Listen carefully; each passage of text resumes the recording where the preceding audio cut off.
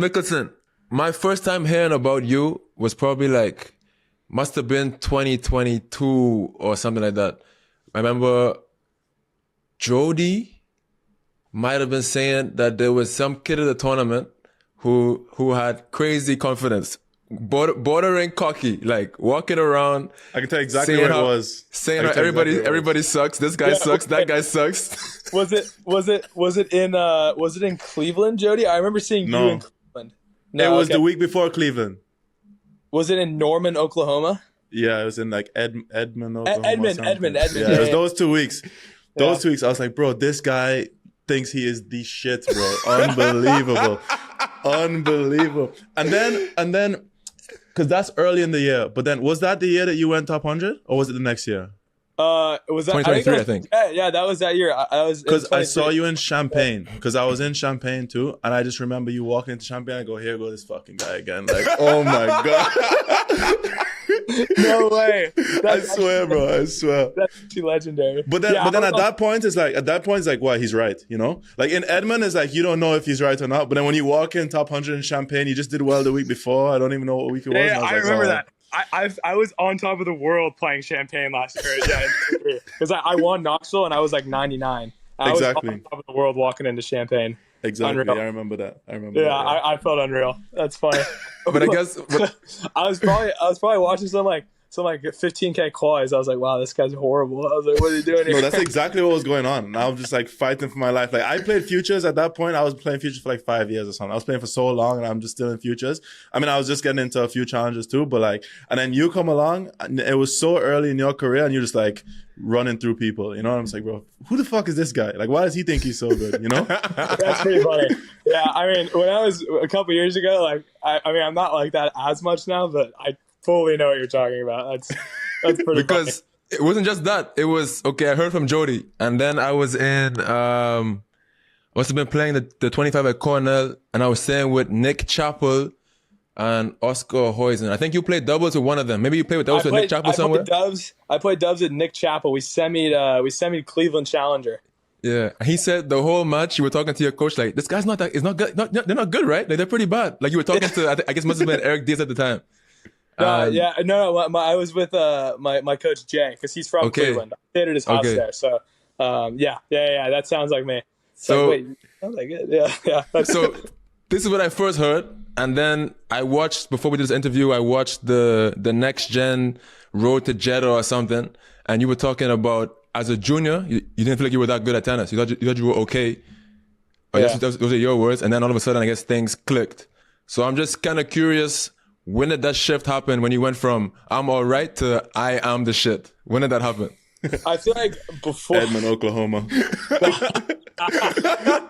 That was, oh my God, what a time. Let me think. Like before COVID, like I was not good. And then when COVID hit, I feel like I was training a lot. So I used to stay with my mom like every day until I was like 15 or 16. My mom was very good. And she's still like, my parents play every day. They just love it. But, okay. I hit with my mom every day. So I was like 15 or 16 and like, we were just training. And then I found, my two old coaches, Jay and Eric, Jay Levitt, Eric Diaz in California in like late 2020, early 21. And then when I started getting with them and training and I just kind of found a new level. And then after my sophomore year of high school, they were like, all right, let's homeschool. Cause I started getting better and I was playing some ITF juniors and I played like 2 or 3 tournaments and I was at like 200 in juniors. So I was like, okay, well then maybe I can play the slams. So I do that. And then I was like, I played a couple of 15Ks and I was like, wait, I feel like I can win these. And then I won junior Wimbledon. And then after I got back there, I was kind of like, I think I can go pro. And at this point I'm already committed to Georgia and like my life is kind of set. I'm the goal my whole life was, at least for my parents and for myself, was like, just go to school and get a degree and, get a, major in like business or economics or finance or some boring shit like that and get a job and you're good. And that was like how it was. And then one day it just something clicked one day. I don't even know. Something just clicked and I was training my ass off 5 hours a day, every day, hitting a million balls. And, I had a lot of confidence just because I feel like I was out training a lot of guys. I I never touched a gym until I was 19, by the way. I'm 20 right now. I didn't touch a gym until I was 19. So all I was doing was just playing tennis all day, every day. That's all I was doing. I remember that was my vision of you. It's like you just played a shit ton of tennis. Like you're just always ready. You look like Justin often makes fun of like Noah Shakhtar. I don't know if you know who that is, but he's like always like rocking like tennis shoes and wristbands and stuff. And that's how I saw you. I was like, yo, this man is just ready to play all the time. Like, But are you tennis shoes in the airport? No, I'm flip flops in the airport. I'm flip flops. Even worse. Wow. Wow. Wow. You get the toes out in the airport, dog? Yeah, it can't be happening. Flops in the airport, dude. I'm not trying. No. I'm not trying to have my feet. The show is over, bro. Show done. Hang up. God, bro. Oh my God. Dude, flip flops is the way to go. It's so comfortable. TSA is the easiest thing ever. You just slide them off and slide them back on. It's great. No, you can't. You should try it. You can't have the grippers out on the plane, bro. No But chance. socks on though. Huh? Socks on. Socks on, yeah. Okay. Hey, I'm not that crazy, dude. Okay. That's why I said it's over. Okay. No, dude. If you catch me barefoot in the airport, you should like shoot me. Okay, that's not. That's nasty as hell, bro. I see that. Where was I? I was in Jeddah at Next Gen at the airport. Everyone's wearing flip flops, no shoes. I'm like, oh my gosh, like what is going on right now? Yeah, it's crazy, bro. No, I was like, I cannot do that. I'm not gonna lie. I think I've done that once in my life. I think I in the last. That's impossible. You can't do that, bro. But you learn from it. You learn from it. Yeah. Disgusting. So bad. Wait, bro. So my question to you is like, when I first saw you, you weren't that young. Like you were probably out of juniors. The year that you played Edmund, you were probably out of juniors by then, right? So yeah, I was 18 that year. When in Edmund, I was 18. Yeah. Yeah. So I just remember like seeing that. I didn't really see clear holes. It just looked like you weren't gonna miss, and you were just gonna rally like all day and run. Like you looked, for someone who's like doesn't do any gym, it didn't look like you didn't look out of shape, or you didn't look like there was like no holes, no clear holes. Everything looked like pretty safe, you know. Well, so yeah. How do you take that? Sorry. My forehand was pretty bad, but besides that, you couldn't see it. Like it just looked like you're just gonna make balls all day, and until someone makes a mistake, or you're gonna play to their hole or whatever, you know. So to get from that to where you are now, like, what are the steps that it takes to get from that to, I guess, the more aggressive kind of game that you have to be like top 100, top 50, top 20 kind of ranking in the world? Yeah, I mean, I feel like my whole life, I mean, when my mom was coaching me when I was younger, she's like, just don't miss. Like the court's huge. Like, just don't miss. Put it in the court. And that was good enough for a while. And then you realize that you have to have a weapon if you want to be top 100. Everyone in the top 100's got a weapon, and that they do better than a lot of people's. So I feel like that for me was my backhand. My backhand's always been a weapon. I feel like my backhand honestly has stayed the same. Like my backhand's always been very good, but my serve, my forehand have gotten a lot better. Like since Edmund, like I've changed my motion a lot since then. I've got more pop. The serve has always been tough for me because fun fact, I mean, I've said it a bunch. My dad always hates when I say it, like in media and stuff, but I'm actually left-hand dominant, and I play righty. So like the serve was always tough for me, and so was the forehand. So it just took, even more reps. I mean, I was working on it every single morning, 8 a.m., just getting out there and serve, forehand, all that. And the backhand's always been super natural for me. And once the serve and forehand became more weapons, and I started like get in the gym and move better, that's kind of when I, top 100, top 70, top 50. That's kind of how that happened for me. You know what? You remind me of what Taylor Dent used to, like, we used to work with Taylor Dent for a couple of years. Me longer than Justin.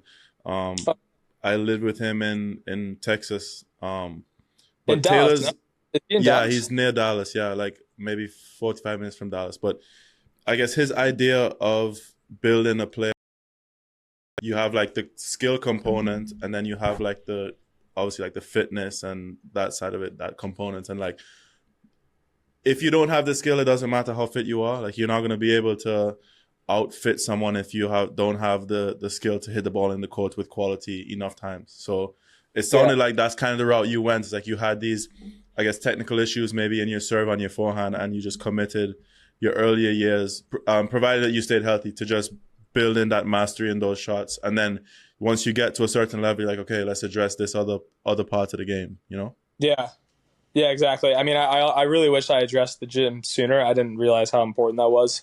But I didn't, I hit a lot of balls, but like the environment I trained in was not very professional. It was just like a bunch of kids, 4 on a court, like for 3 hours. Like it was not like the most professional environment. So like, I didn't really think, very professionally most of that time. But like, yeah, I mean, the thought process was like, at least, you got to be good at tennis. Exactly. You got to be good at tennis before being fit, in my opinion. Like being fit is obviously a necessity, but you said it. I mean, it doesn't matter how fit you are if you can't put the ball in the court.